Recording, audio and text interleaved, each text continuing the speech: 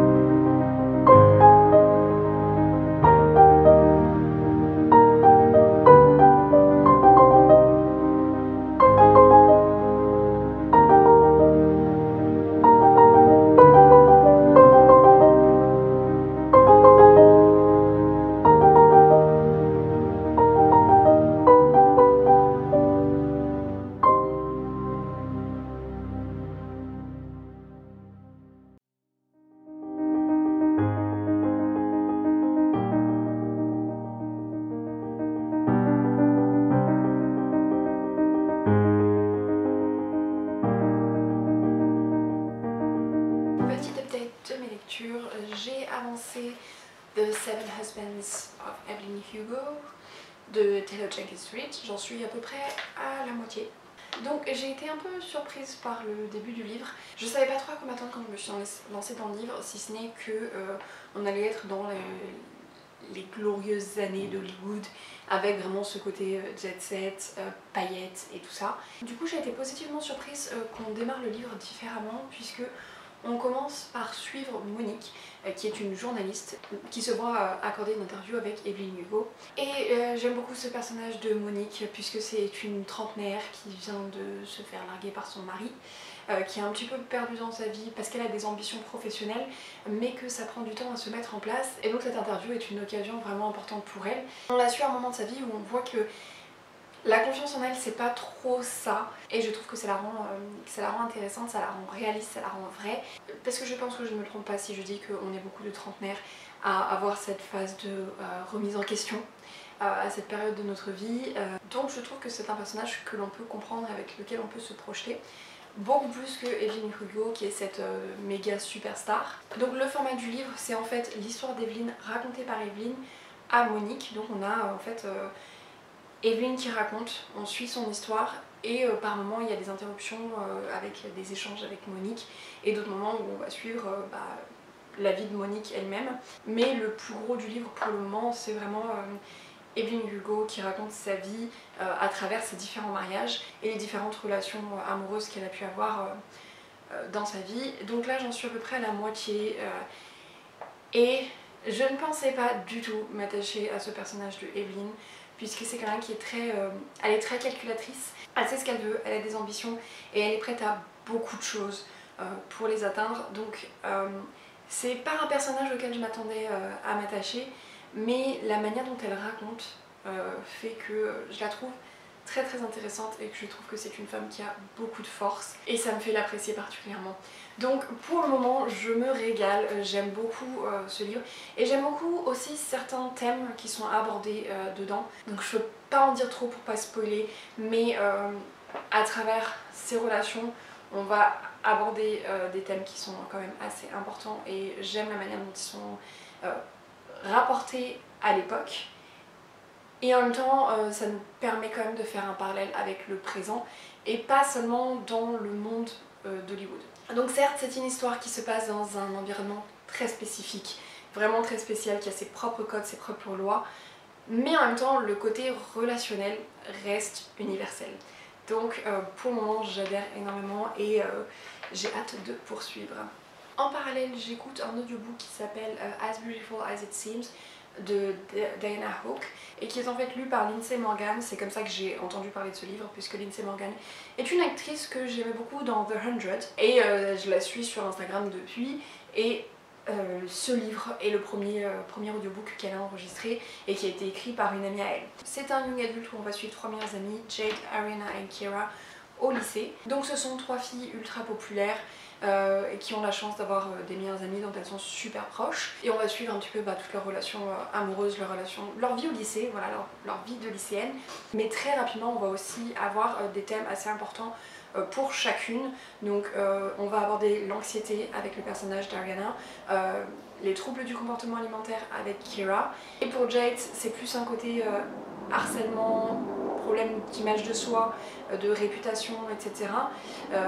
C'est un peu plus difficile à définir pour elle, mais voilà, à travers toutes les trois, on va avoir différents aspects, notamment en termes de santé mentale, qui vont venir se poser sur la vie déjà compliquée des adolescentes.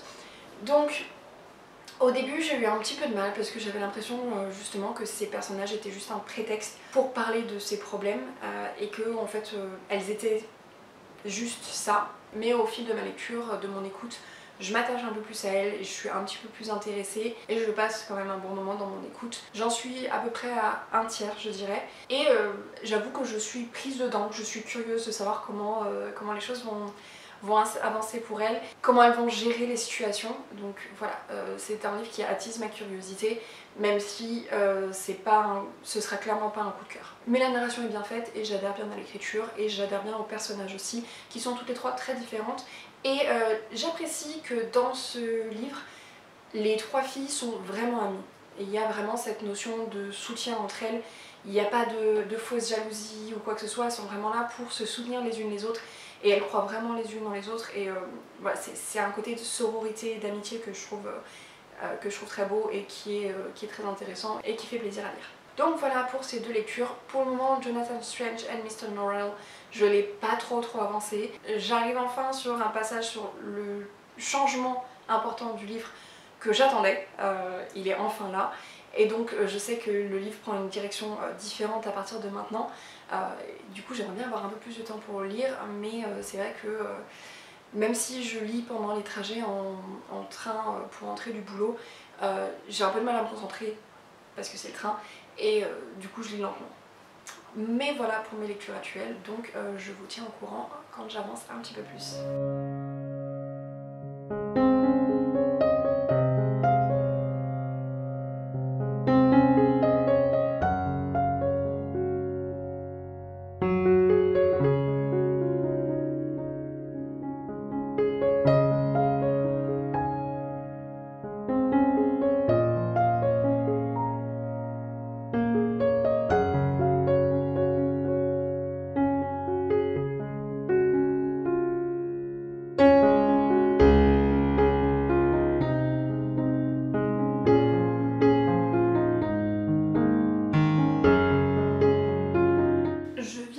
D'écouter As Beautiful As It Seems, dont je vous parlais un petit peu plus tôt. La fin était un petit peu abrupte quand le dernier chapitre s'est fini et que ça s'est enchaîné sur le mot de l'autrice. J'étais un petit peu surprise, je m'attendais à un petit peu plus, mais on a quand même une fin, mais c'est vrai que je l'ai pas senti venir. Enfin, je me doutais qu'on était vers la fin, mais c'était assez abrupt. J'aurais pas... Ça m'a surprise que ça se finisse sur cette note-là, sur cette page-là, sur ces derniers mots. Mais je suis quand même satisfaite de la fin. Comme je disais, ce sera pas un coup de cœur, donc ça s'est confirmé. Mais ce que je retiens de cette histoire, c'est que oui, on parle de santé mentale, oui, on parle de sujets assez lourds. Et je trouve que ça faisait quand même beaucoup, puisque chacune des trois amies avait ce genre de problème de santé mentale à gérer. Ça faisait peut-être un peu beaucoup, mais ce que je retiens, c'est que tout nous est raconté sous le prisme de l'amitié, de cette relation entre ces filles, où on sait qu'au lycée, c'est pas forcément évident. Les relations entre filles, notamment avec toute cette misogynie intégrée, etc. En tout cas, tel que je l'ai vécu de mon côté, les relations entre filles, il y avait toujours de la rivalité, c'était toujours compliqué, et une bonne partie du harcèlement dont j'ai pu être témoin ou que j'ai vécu venait principalement des filles. Donc je suis contente de voir que dans cette histoire on adopte un point de vue différent, avec des relations entre filles qui sont beaucoup plus saines. Alors pas toutes, hein, puisque certaines des filles, des harceleuses sont des filles, mais sur ce groupe d'amis, et certaines personnes qui gravitent autour d'elles, on a vraiment ce côté où on a des relations entre filles qui sont très saines, avec une forte sororité et de la confiance et des personnes qui s'aident les unes les autres. Donc, et c'est ça que je veux voir maintenant, moi c'est ça que je veux lire, c'est ça qui me fait plaisir de voir autour de moi et j'aimerais croire que c'est vers ça qu'on se dirige.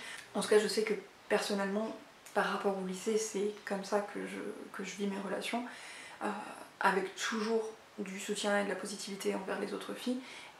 Et j'ai effacé complètement cette rivalité, cette jalousie qui pouvait exister à l'époque, et j'essaye d'effacer toutes ces traces de misogynie intégrée qui peuvent encore rester. Mais j'espère sincèrement que ce modèle d'amitié et de relation entre filles qui est décrit dans ce livre est de plus en plus la réalité pour les adolescentes notamment, parce que c'est à cette période-là que je trouve que c'est très important d'avoir un cercle d'amis. Donc c'est ce que je retiens du livre. D'autre part, cet après-midi, j'ai avancé dans The Seven Husbands of Evelyn Hugo. Je crois que j'en suis à son 5e mari, si je ne me trompe pas. Et alors, si j'apprécie toujours autant de découvrir l'histoire de Evelyn et de ses différents mariages et de ses relations, je commence à me demander pourquoi est-ce qu'elle a choisi Monique pour cette interview. Il y a quelque chose derrière, et c'est un point que j'avais oublié jusque-là, mais qui vient d'être à nouveau mentionné par Monique, et qui du coup vient de réattiser ma curiosité par rapport à ça. Donc mon attention a à nouveau switché de l'histoire d'Evelyn, de son passé, à la raison pour laquelle la situation actuelle est en train d'arriver. Et j'aime bien quand un livre fait ça, puisque ça fait déplacer mon attention, ce qui permet de garder cette attention. Donc je pense que je vais continuer de lire un petit peu ce soir si j'ai le temps. Mais voilà, j'en suis là, j'ai lu tout ça, il me reste ça, donc moins de la moitié. J'espère avoir un peu de temps cette semaine pour lire et pour l'avancer et le finir au plus vite parce que j'ai envie de découvrir le fin mot de l'histoire.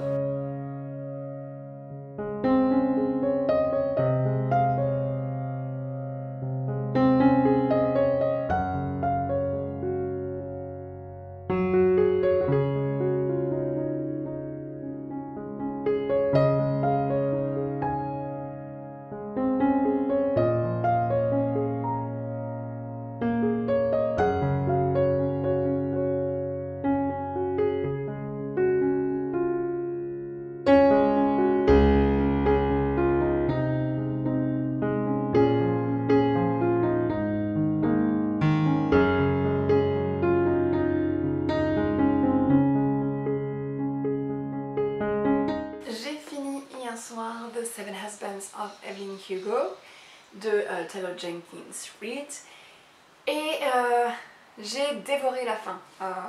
Les derniers chapitres, on va très vite sur un voire deux maris parce que à ce moment-là, on a déjà compris depuis un moment que les maris sont juste des prétextes, des outils que Evelyn utilise au fil de sa vie. Certains sont conscients de ça et jouent le jeu, ils sont complètement d'accord.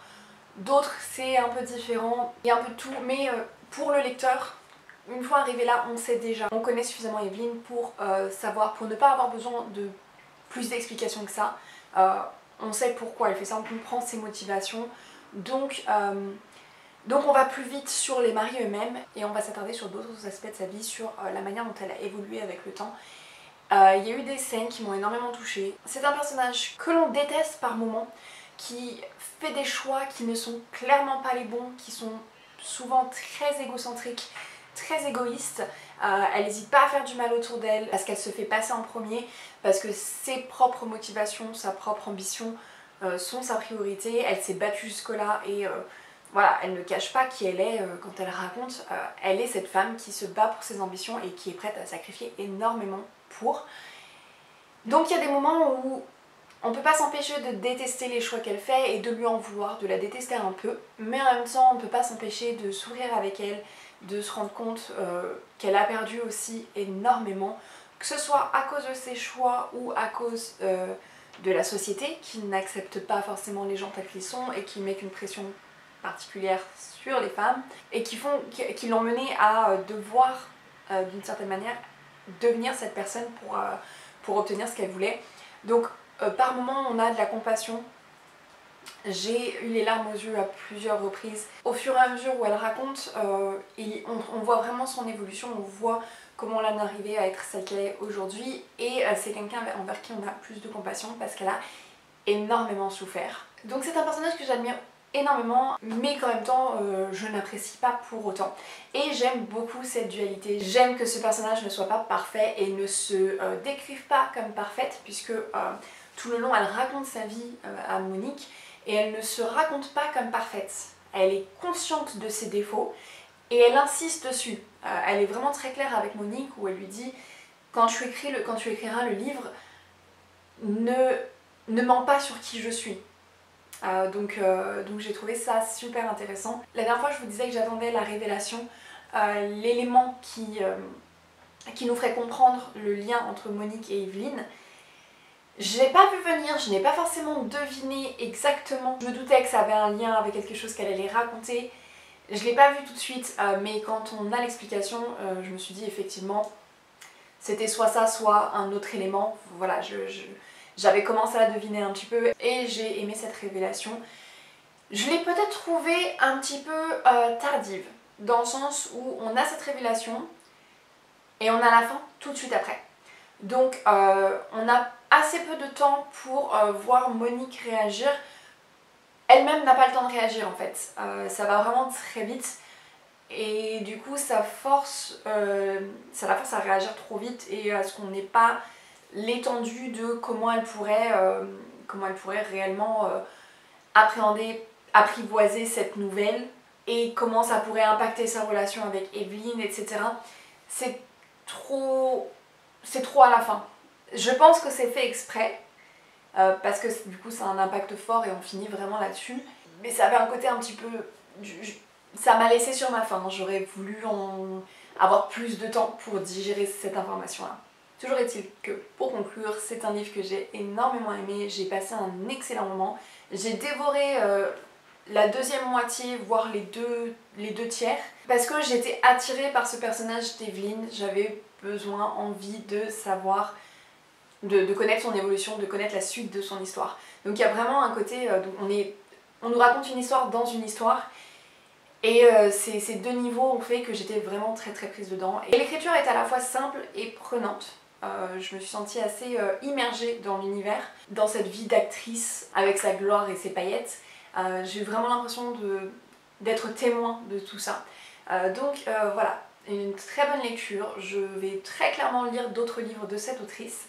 Je ne sais pas quel sera le prochain, mais il y a de très fortes chances pour que ce soit Daisy Jones and the Six, que je lirai probablement, que j'écouterai probablement en audiobook, puisqu'on me l'a recommandé en audiobook. Et comme la série est sortie récemment, j'aimerais bien pouvoir écouter le livre assez rapidement pour éviter de me faire spoiler quoi que ce soit, puisque même si mes amis me recommandent Daisy Jones and the Six depuis un petit moment, j'ai réussi jusque-là à éviter tout spoilers, donc j'aimerais bien que ça continue. Donc voilà pour ce vlog, je vais m'arrêter là. Je n'ai pas poursuivi Jonathan Strange and Mr. Norrell de Susanna Clarke depuis un peu plus d'une semaine maintenant, je crois. Je ne me rappelle pas de la dernière fois que j'ai ouvert ma liseuse pour avancer Jonathan Strange and Mr. Norrell. Donc il fera sûrement partie des priorités pour la suite, parce que j'aimerais bien vraiment le reprendre. Mais voilà, je vais arrêter ce vlog là parce que la lecture de celui-ci risque de prendre trop longtemps parce que voilà, c'est un très gros livre. Donc je vous en parlerai certainement plus tard, soit dans un update lecture, soit dans un autre vlog lecture. Dites-moi si vous voulez d'autres vlogs lecture sur ce format ou sous un autre format, dites-moi tout ça en commentaire. Dites-moi si vous avez lu Daisy Johnson and the Six, si vous écoutez des audiobooks aussi, s'il y en a en particulier que vous me recommandez, s'il y a voilà, un audiobook, si vous deviez choisir un audiobook qu'il faut absolument que j'écoute, lequel ce serait? Dites-moi ça en commentaire. Sur ce, je vous souhaite à tous de très bonnes lectures et je vous dis à très bientôt.